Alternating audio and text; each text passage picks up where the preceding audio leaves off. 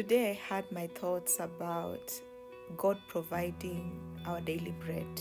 If we normally, when we pray, the Lord's Prayer has asking God to provide for us the daily bread. And it took me back to the story of the Israelites when we were in the desert, when Moses brought them out of Egypt and they were in the desert. And at some point when they were grumbling because they were feeling the situation that they were in was too tough, or it was really harsh compared to when they were in Egypt. And at some point they were even regretting why they left Egypt and they complained. However, God in his mercy decided to provide for them meat and manna, quails and manna. And the instruction that they were given by God was that they were supposed to collect just enough for the day. They're supposed to collect just enough for the day. But even though they got the instructions, some of them did not just heed to the instructions. They went ahead and collected more than was enough for the day. They were told to collect a particular quantity, and some of them went ahead and collected more. And for those who collected more, when the manna was measured, it was found that everybody just had enough. You collect excess, you just have enough. You collect little, you have enough. So whether you collect a handful, you'll have enough. Whether you collect a sack full, you still have enough. And that is how God regulated, and he was testing them to get to know whether they could be able to take instructions. That is that's in the book of Exodus chapter 16 verses 4. More of talks about the time that God gave the manna and the instruction that they were given. Still, just in relation to daily bread provision, they were instructed to collect enough for the day. But there are those who collected the manna and kept it for the next day. The instruction was to collect for the day. But some of them collected and they had some that they kept for the next day. And those who kept manna until the next day, the manna had maggots and it was smelly. And it's just relating to seasons of our lives. I was just thinking it in relation to seasons of our lives. There are different seasons. There is season of abundance. There is a season when there is no abundance. But in all that, God still provides. Just the way there is winter, there is summer, there is seasons of life. And sometimes you go through all the circles of life, and seasons when you have very little, season when you have too much. But I was just relating to just daily provision of God, and just the way right now everywhere around the world, or even just in Kenya in particular, the economy is so tough.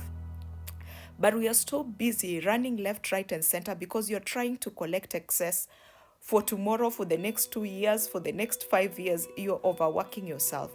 And it's good to just hear God in the season. It's good to save.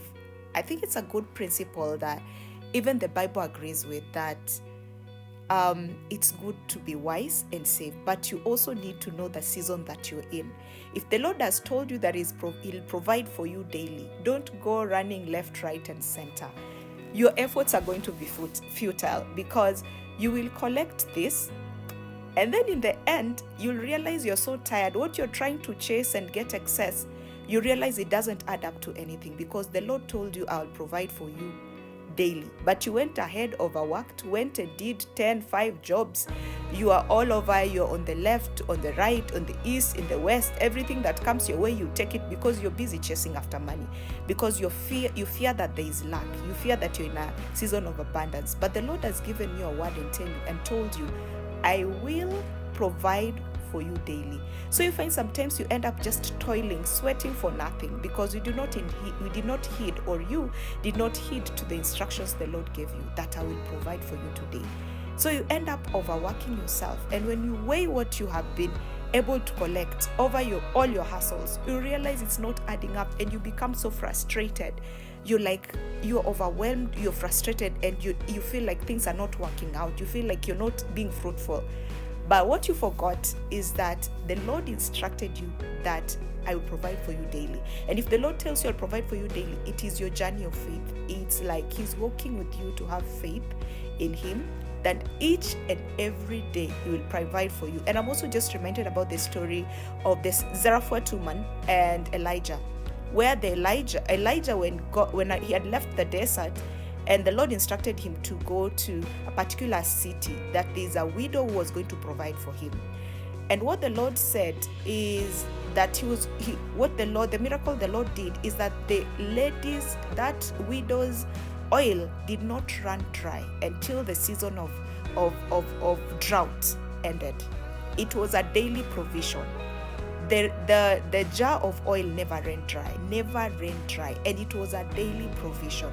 And I was also just checking in with my heart too. Are there seasons where God has told me, I'll provide for you daily, and I'm over there running left, right, and center, trying to get excess? But that is not what God instructed me to do. So sometimes, according to what I understand with this word, get to know your season. As God told you that He'll provide for you daily, and you are running around, going about left, right, and center to collect excess more than what He told you He'll provide for you because you fear for the future. Be careful that you're not overworking, you're not toiling, you're not overwhelming yourself, because at the end of the day, if the Lord has not told you to overwork and do those extra things that you're doing, you will weigh and realize you have been working in vain. So this is just an encouragement. God will provide for you daily bread in the desert. And if He said daily, do not overwork your mind, do not toil. He will provide for you.